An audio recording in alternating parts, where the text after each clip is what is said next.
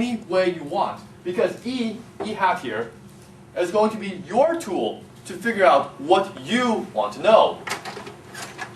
So, in this case, if you want to figure out how many, let's say, Zerglings zealots can kill, we'll have, let's say, E sub 1, 1. Sorry, that's probes on drones. E sub 2, 2 would equal, let's say, 3. Because one zealot can kill 3 Zerglings. That's a reasonable way of describing these numbers. Or we can say that E sub 2, 2 could equal 0.75. Because 100 minerals worth of zealots can only kill 75 minerals worth of Zerglings. What if this is really early in the game and gas is really, really important? Well, we can have, let's say, the effectiveness of the argon on mutalisks. And then we'll know that, let's say, 300 minerals, 300 gas of archons can kill 600 gas worth of mutalisks. And that would be an efficiency about 2. Of course, these numbers I'm pulling out of my head right now are experimental results. We've found this through experiment over and over again. But the point is, these numbers exist. And they can be found through experimentation. And that's the important thing for all future calculations. Let's suppose it's really, really late game. And gas is, you have like 6,000 gas, but you're limited to your last like 700 minerals. Well, the mineral efficiency of an archon, let's say, on Zerglings, is going to be something like 6 to 8 or so. So using these efficiencies, using this efficiency matrix, we can sort of choose, we can decide what units to make, what units to build. So still, all we have here, what's this on the back end? Is this something we need? Yes! Thank you. This is awesome. That means we get to do fun things today, as opposed to just math. That's fun. Let's go to predictor black. okay. So you can go back to 2 when we need it. Thank you, Molcraft. I just restarted it. That's all it takes. Alright, so we have a way of defining how these things work. So, how do we do something with it? Well, that's when your linear algebra comes in. Remember at the beginning of class when I said you should have a really good background in math? This is what I mean, okay? So if you don't know what vectors and matrices are, I suggest you go find someone who does, or get a book or something. But this is, we're going to do something with this. Now remember that E sub I j is the effectiveness of P sub I on Z sub j. Of course, you can replace P with Z or T or Z, whatever, you erase. So what we'll end up with is, if we take the transpose of P and multiply by the efficiency, by the whole matrix, we'll end up with a 1 by m vector. We'll end up with a 1 by m vector. What are the elements of this vector? The elements of this vector would be the sum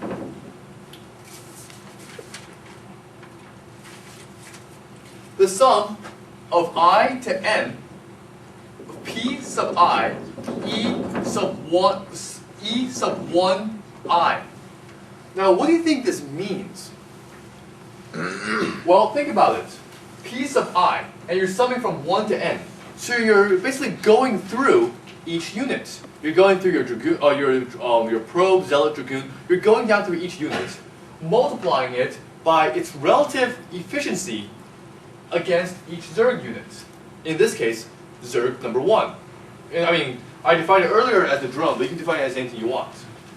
The second term, then, would be the sum of I to n, P sub I again, of E sub 2 I. So in this case, this is the sum of all your units again, with the efficiencies against the second unit. And you go on and so on and so forth, until you have your the sum of I to n of P sub I E sub n. Sorry, m, because that's the number of units Zerg has. Mi. So this will then be the relative efficiencies of your entire army against each single group of units that the opponent has. Yes? So is that telling us what Zerg units are just bad against Protoss? Exactly. Or which Protoss units are good against Zerg.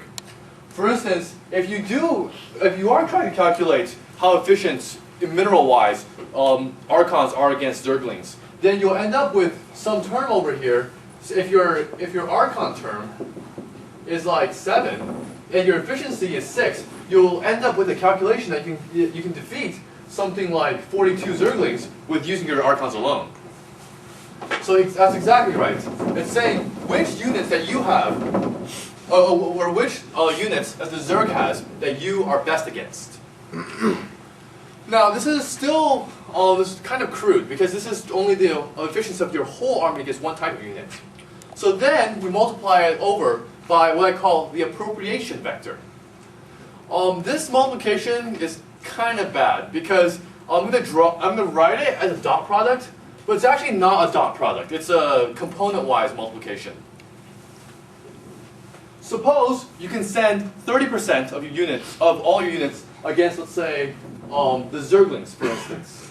So you have 0.3 times whatever's over there. So, and then let's say 70% of your army against the Mutalisks.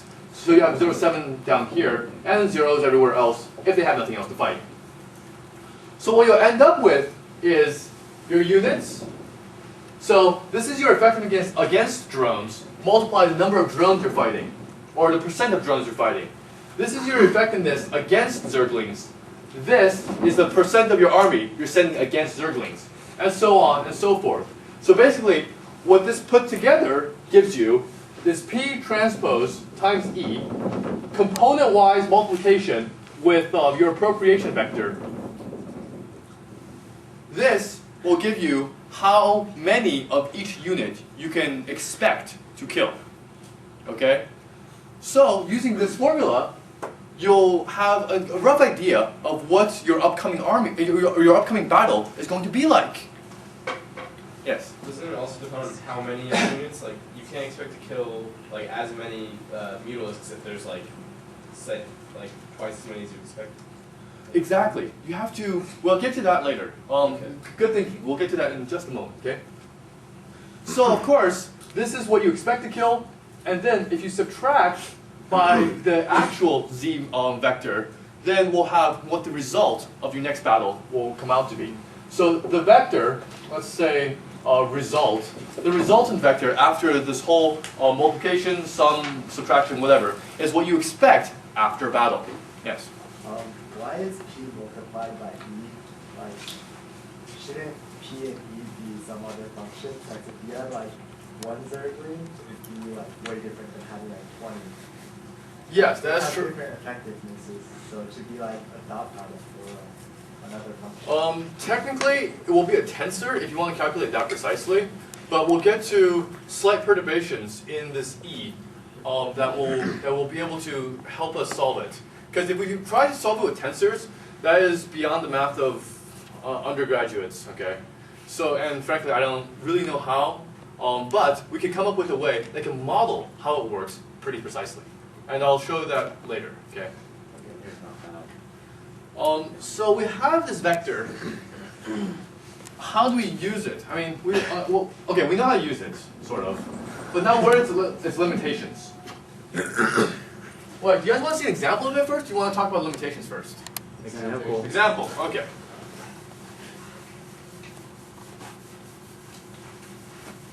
So, we have an example. Let's suppose you have chosen to go Zealot Archon, a very common army.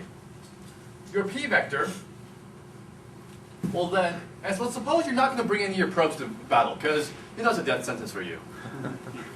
0, let's say you have 10 Zealots, and then 0, 0 down to Archon, which you have 1 of.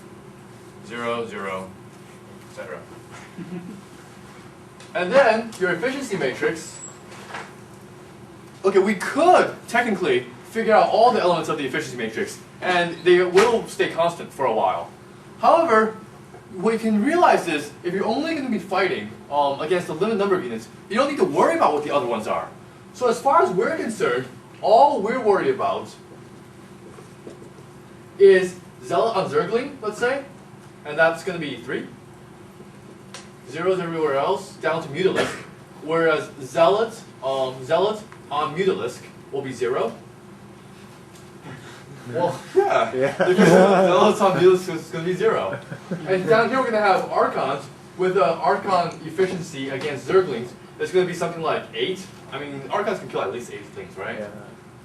Archon on Ling, so efficiency of your unit against theirs. So it's going to be 8, let's say, and let's say 6 against Mutalisks, if they're grouped badly or whatever. And we'll get to the and all the rest of the terms are 0. So we take the transpose of this, we multiply by this. What do we get? Well, we don't actually have to have the whole vector anymore. We can simplify it down to 10, 1 transpose 3, 0, 8, 6. What this gives you is in the following. Well, here we go. 10, 1, 3, 0, 8, 6. This is just taking the transpose now. Well, that is 30 plus 8. We expect that with our entire army, we can kill 38 Zerglings. Or 10 times 0 plus 1 times 6. We can expect to kill 6 Mutalisks with our entire army. Well, it makes sense because the Zealots don't do anything. So, then we multiply by the appropriation matrix. Here's where it gets difficult. I kind of wanted to do the limitations of the numbers first. But you want to appropriate enough of your army to each sector of the battle, to each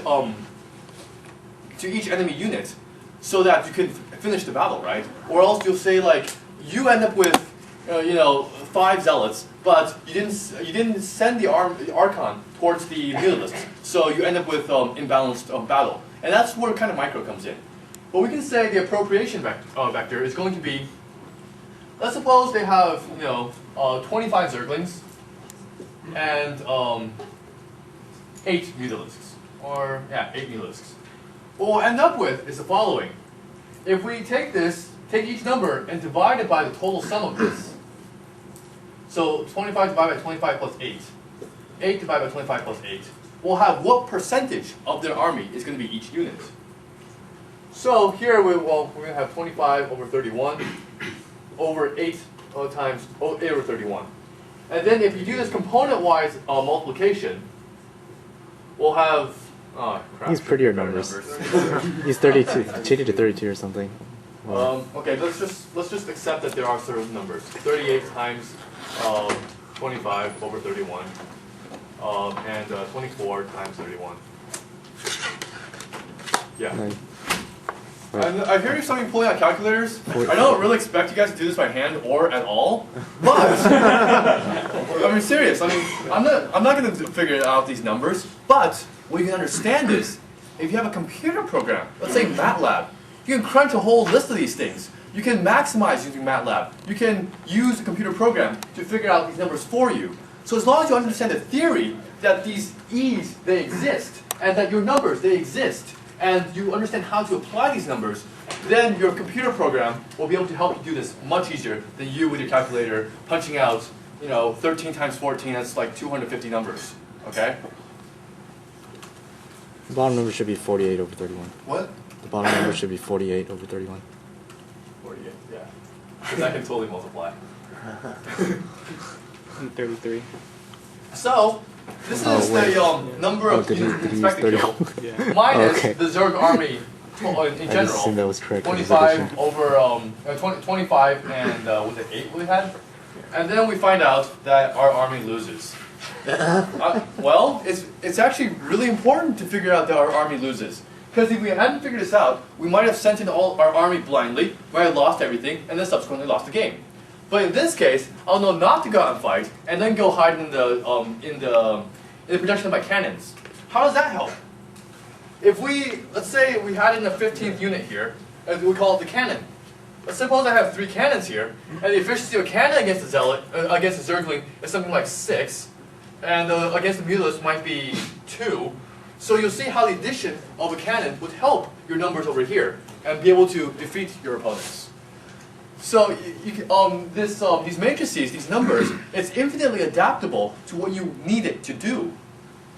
So I mean, that's the usefulness of this. I mean, we're not doing this just for its own sake. We're doing this because we want it to help you in the sometime future. For instance, in the future, what if you don't know how to use your stalkers? You don't know how to use your colossi against the banelings, or whatever the case happens to be. You can run simulations, you can get these numbers, and then you can run MATLAB programs to maximize what your end result's going to be. So for an unknown situation, this matrix will predict the future for you. However, there are limitations. I swear this thing should be able to move. Well, I guess not. It just disappeared.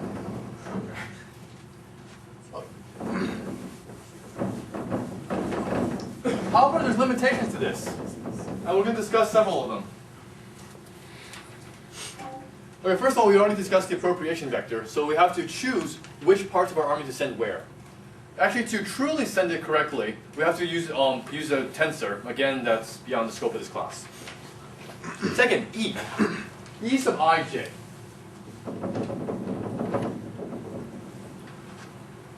What is E sub ij for, let's say, a zealot without +1 on zerglings? Let's say some number, right? What if the zealot suddenly got upgrades? What if the zerglings suddenly got carapace? What if any number of upgrades happened? This E changes. So technically, we have a whole bunch of different E's, for the number of upgrades, positions, and terrain that we have. So this won't do. Another problem with this E sub ij. What is the effect of a medic? How many zerglings can a medic kill? Anyone? Come on, medics on zerglings. 0. How many zerglings can a marine kill? Like 1. Frankly, 0. If you just threw them at each other. But how many zerglings can 1 marine and 1 medic kill? Zergling wings. I swear, at least 3 or 4. Okay, maybe not 5 or 6, because that's really pushing it. Yeah. But what you see is, this E is not perfect. Okay, you can't just say every E is going to be a constant. We'll just leave it at that. We can say that it's a good approximation, but we can't just take it that way. We have to take it further. So let's assume that E, the total E hat, equals E hat original, there's your constants, plus E hat prime. Okay? This is going to be our perturbation. There's going to be a slight change in what we know in order to make this more correct. Now the beauty of this is that you're going to have one E whose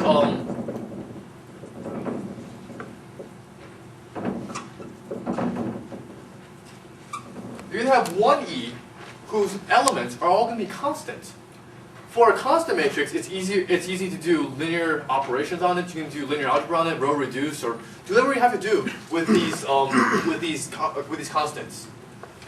And finally, with this, we'll have zeros in most of the places. We'll have zeros in most of the elements, and then functions where we actually really need them. So this E prime could be something like, could anything really affect probe on drone? Not really. I mean, you could factor in upgrades and stuff, but that's only slight changes. 0, 0, 0, 0, zeros. However, when we start getting into things like, so we can put zeros almost everywhere. I mean, when you want to calculate upgrades, you have to have a matrix for it. But what if we just wanted to calculate the effect of having 2 extra medics? Well, for our E of T and Z, we'll have medics somewhere around here. Medics will have a perturbation, so to speak, of a function of the number of marines. So let's call this T sub 1.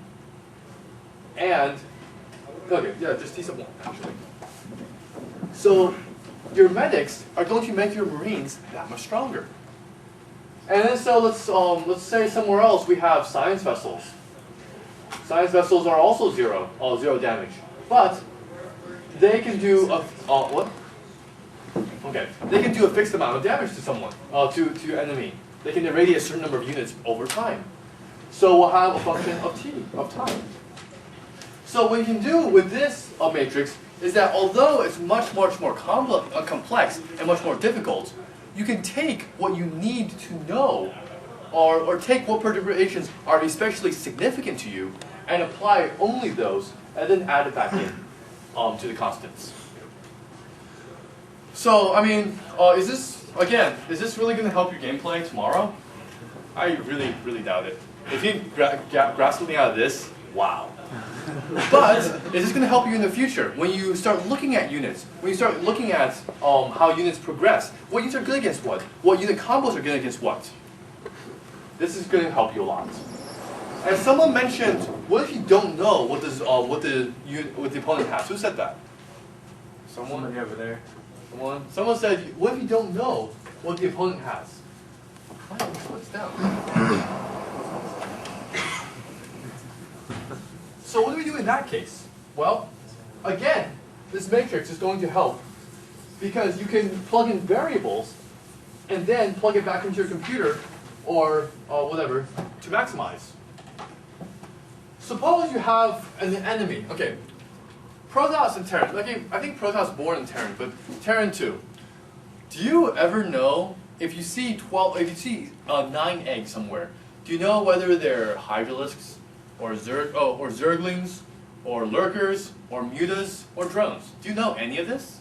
I mean, yeah, you could. You have very good scouting. You could say, oh, by the amount of gas he has, by the amount of this, by the aggressiveness, by the expansions, you can kind of tell. Okay. But what if you just can't tell? You can maximize your future efficiency against any number of outcomes. Your Z, your enemy has the following matrix, vector, sorry.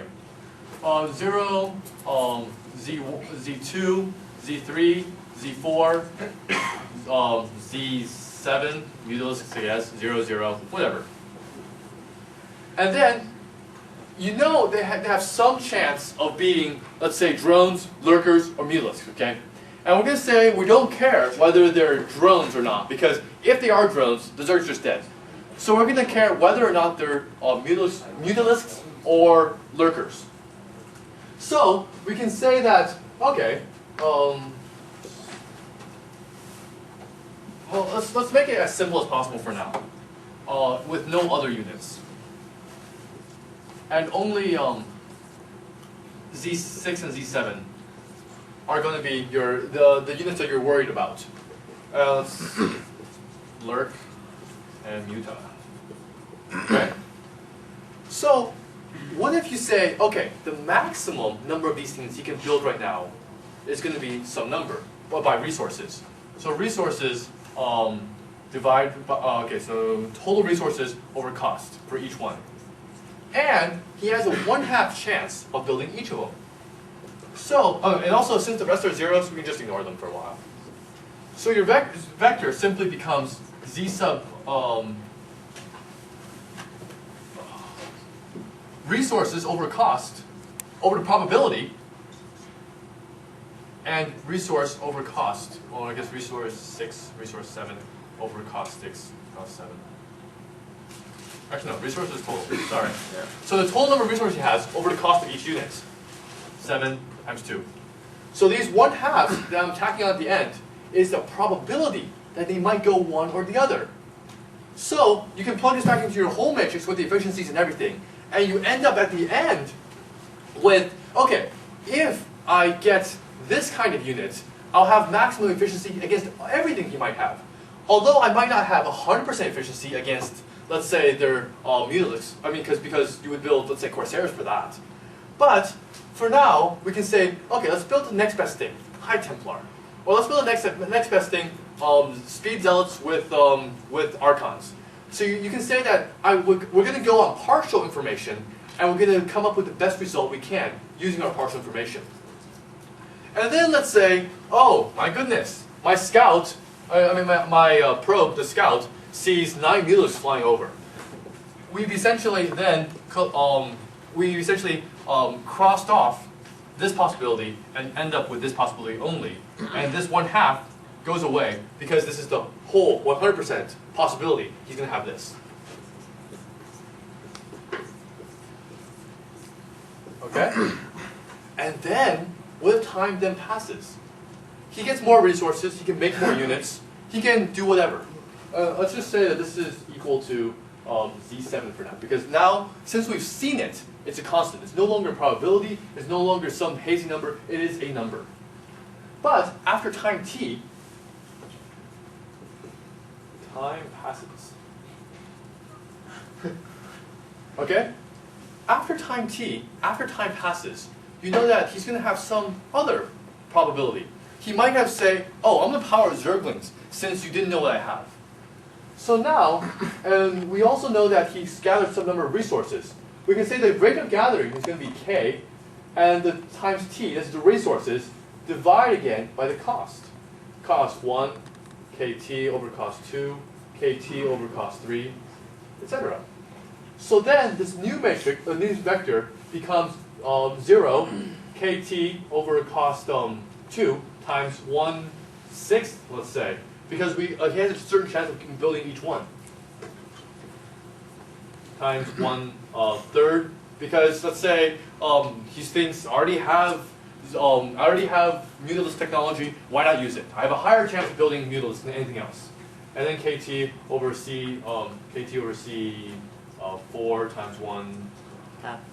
Yeah, half. And zeros everywhere else. The zeros would then mean what he can't build. He can't pop up an ultralisk in 6 minutes. You know that. So the ultralisk variable is going to be 0. Okay? So these are various things you can do with these vectors, matrices, to predict what you can do, how you can choose the best group of units to do what you can do in the future. Okay? And that's what I wanted to end up with last week. But it's good that we got through this week anyways. So this week, as we know, it's going to be on micromanagement. Now, how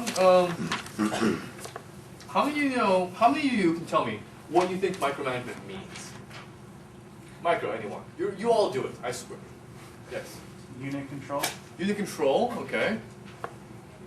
Maximizing the effect of your units. Maximizing the effect. That's getting closer. Yes. It's kind of manually controlling your units as opposed to letting the artificial intelligence control them. Okay, that's the efficiency of you compared to the efficiency of your AI, right? I'm going to define it, and of course we can argue this to no end. So feel free to argue this. I'm serious, because if you don't agree with anything, then you can state your opinion, and you can state your reason, and then we can have a go at it. You know. I'm going to say that micro is firing the most number of weapons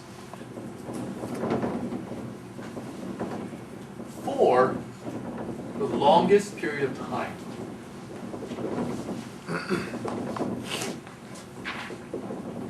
Okay? Firing the most number of weapons for the longest period of time. Because technically, that's exactly what micromanagement is. You have to fire more to kill more and keep yourself alive for longer. Yes? Isn't there, aren't you missing like relative to the other units though? Like if you're firing your weapons at units which is not the most effective. Like if you're picking up the weaker units, right? That's more effective micro than you're just firing at weapons. But this definition also includes that aspect, because this has to include the fact that your units are dying as well. So if your units are dying, then you're not firing the most number of weapons. Yes?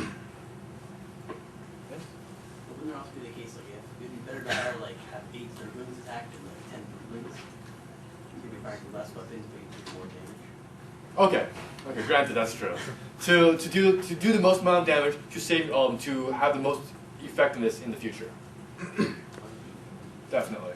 But yes, Stephen? control of units that don't necessarily attack them, does it not fall under the category of micro? Like, can you give us an example? Are you talking like medics? Well, if you're microing like a gatherer to scout, you're still microing, aren't you? Okay. Actually, that's a good branch of this that I hadn't thought about. Well, the thing is, I figured scouting would come later, and we can talk about this scouting part later. Okay. But I guess we're going to talk about micro in battle for now. Okay, there's going to be all sorts of micro. There's going to be like microing your observers to get through turrets, or microing, well, whatever. There's going to be future micro that's not directly combat related. But for now, let's keep it combat related. So, does everyone have one of these sheets, or no? Who doesn't have a sheet?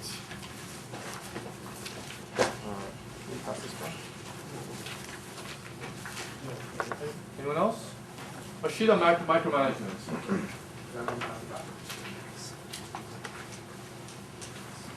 So, what we have are corollaries to the central axiom of micromanagement.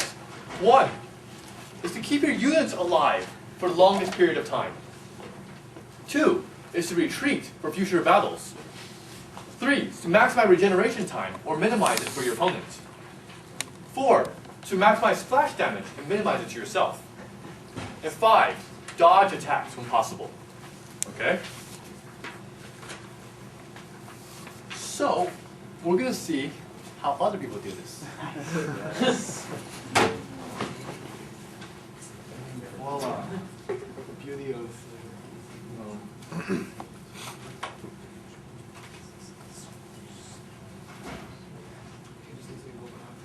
yeah.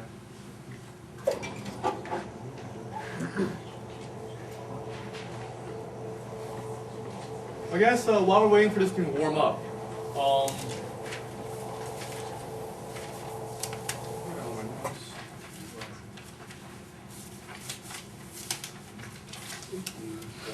alright, I guess there's a university clan league that is trying to be organized right now.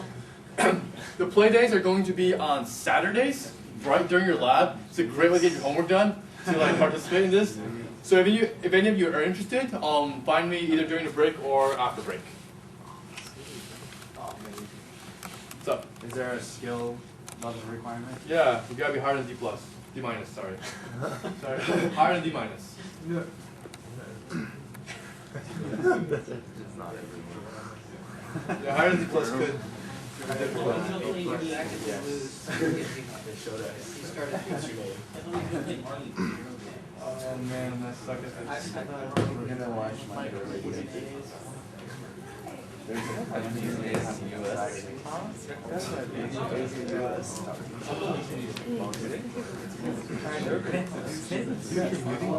It's like work plan using good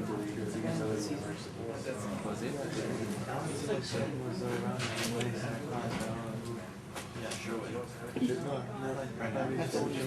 Oh, the clan. It's going off screen. My mouse is going off screen.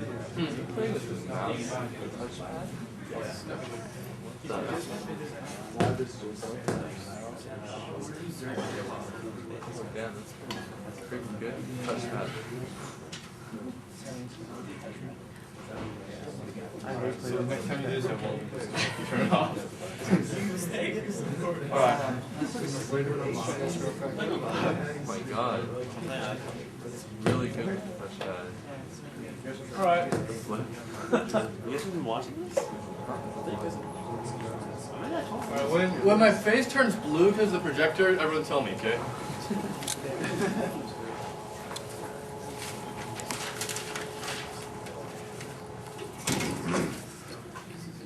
So we can discuss now how the calculations involved in Minecraft, okay? We can now discuss the calculations in Minecraft.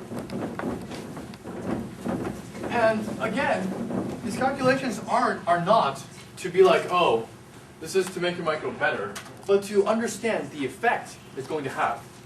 If you're going to spend like 300 APM on your micro alone, we're going to see in the future like how much that translates into how much it benefits you, as opposed to, let's say, building a bigger army, for instance. So let's suppose we have two populations. One population's of Marines.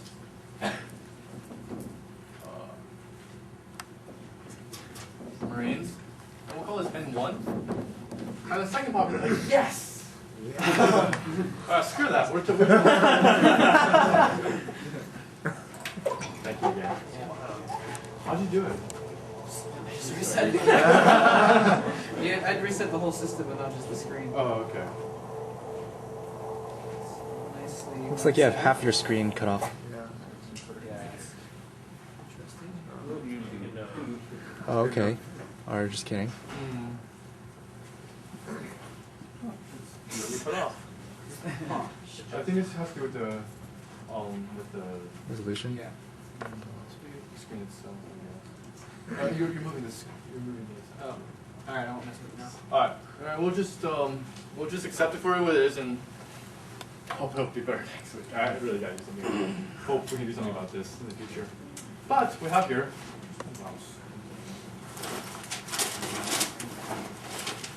Do you have a hotkey that changes the screen back and forth? Yeah. Sometimes if you just function do at that. 5. Uh-oh. Don't worry.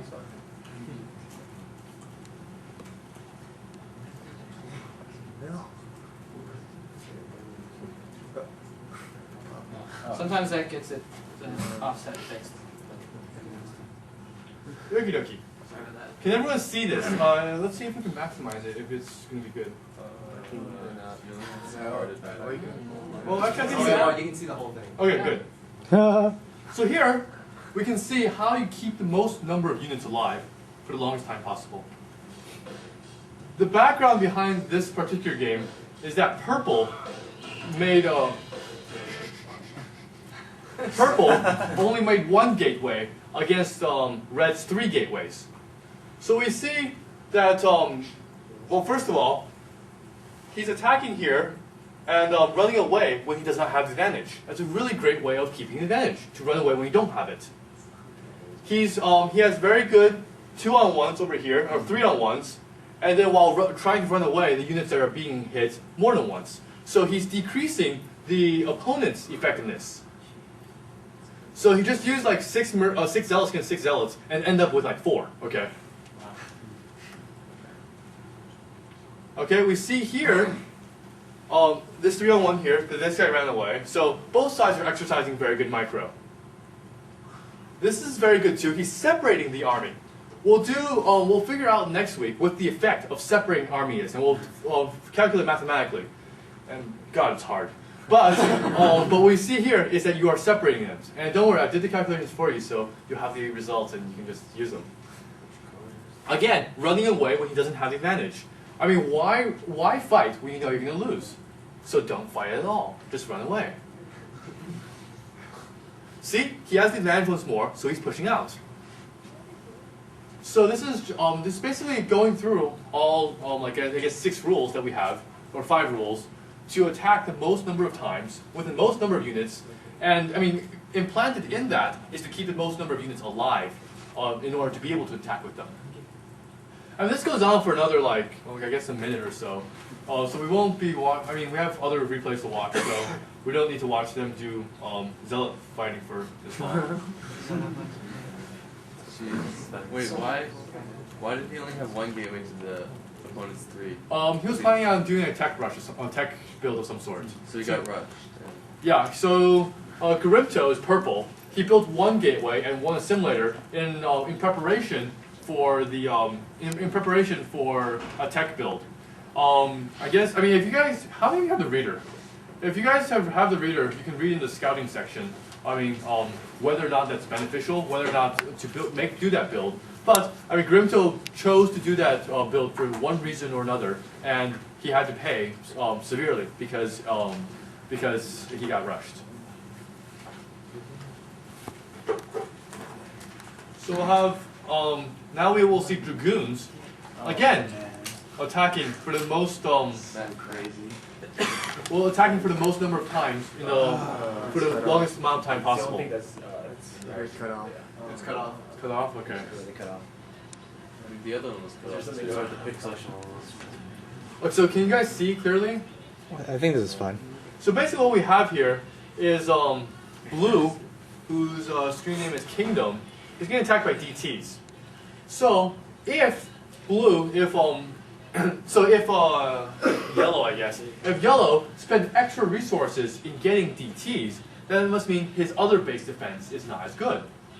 So Blue here has amassed some number of Dragoons, but can amass no more Dragoons because this unit right, this building right here, which is vital in the Protoss' survival, is about to go down. Okay, you can see the observatory down below, so you know that he's going to have an observer, but right as you see right now, he has no more nexus. Yes. So what does he do with this? Well, okay, this is Yellow. Yellow knows that Blue has no more production. So Yellow knows that if he just fends off his next attack with whatever he has, or possibly everything he has, he'll be able to win.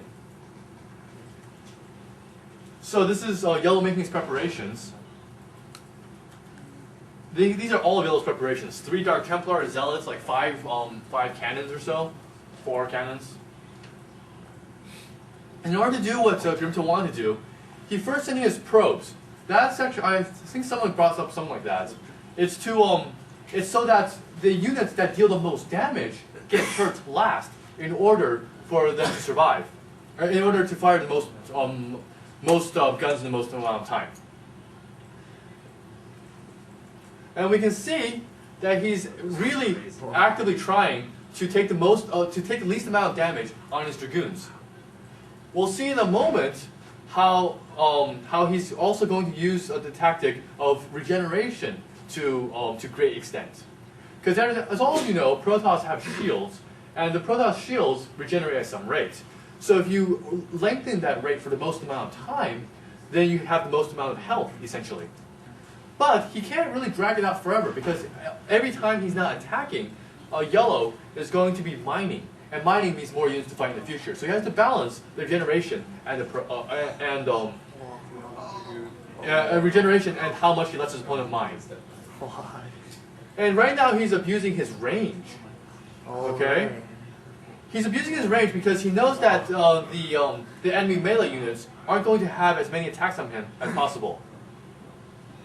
Whereas he can have full attacks. We'll discuss the concept next week called flux, or if we run out of stuff today, we'll talk about today. But the concept of flux and how much of your army can attack at once is going to come into play. Wow. This was the best game I've ever seen. No way. So now he has the advantage, but he can't squander. I mean, he has some advantage, but he can't squander it. He has to use these 2 Dragoons and I guess 1 probe, and have them 1 regenerate, 2 kill everything that's going to shoot him. Okay, and in this case it means either probes or that Dragoon right there. Wow. Jeez. So right now he has nothing. His supply is like 2 out of. His supply is 4 out of like 40. Okay. 5 out of 4. 1 probe. No, the probe died. Oh. And Yellow taps out. Wow. Okay. So that's an excellent showing of how to fire the most number of weapons to take the least amount of damage and to get the most amount of amount of regeneration possible. So I'm sure all of you are tired of watching Protoss on Protoss, so I guess we can save this for later. So now we see lurkers. Lurkers deal extensive splash damage. Like if a spine went through like here, that'd be like 200 damage right there, right? Yeah. So what you have to do is, well, as Terran at least, is to not get hit. It's kind of, as hard as it sounds, but look, wherever there's opponents, he runs. Of course, in this particular case, he's abusing his mobility. He knows that the lurkers can't get up and run and fight, so he's just he's going where they aren't. Again, this is running away. I mean, this might be running away towards the opponent's base, but it's still running away to so that the opponent does the least amount of damage possible, while his own units does the most amount of damage possible. Like, look, nearly all of his Marines are firing like all the time. So we see him keep running away, running away. Who is this? This is Nada. I was gonna say it looks like Nada. So we see the effect of running away to preserve your units for the most amount of time. And this is like a tutorial, I guess, on how to kill lurkers. I mean, this is more of like how to play as opposed to like theory behind it. But you can see, all he has to do is minimize splash damage. In the beginning, he has like 7 Marines or 12 Marines or so, whatever, how many Marines, he just attack move. But in the end, he used some very clever techniques. So in the very end, he's fighting like 6 lurkers with no medics. So what he's doing is that okay, remember, actually, let's pause this, let's discuss this for a minute. Alright, so, of the 5 corollaries, I guess we have, which ones will apply to these lurkers? Oh, these Marines and lurkers. Well, 1, keep units alive. Oh, that's true. He's using defense matrix to keep these units alive for the most amount of time. He's retreating for future fights. Well, not really. There's no future fight. This is it. Maximum regeneration time. No medics, no regeneration. Minimize splash damage. Yes. By running these Marines around, he's having the lurkers attack them. And Koreans always look to Nada because his